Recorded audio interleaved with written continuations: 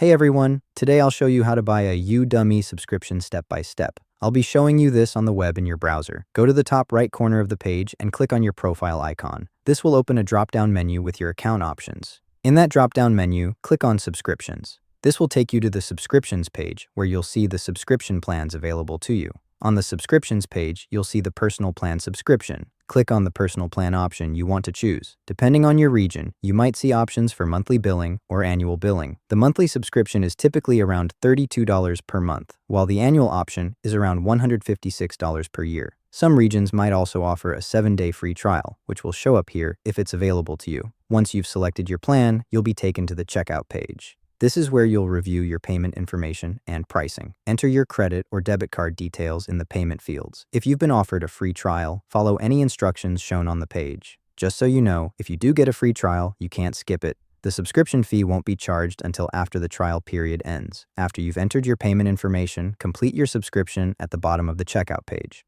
Your payment will process, and you'll see a confirmation appear on screen. Once you're subscribed, you can access all the courses included in your plan by going to your My Learning page and clicking the Subscriptions tab. When you browse courses on Udemy, any course that's included in your subscription will have an Enroll Now button on its landing page instead of a purchase price. You can also start your subscription directly from a course landing page if you see that option.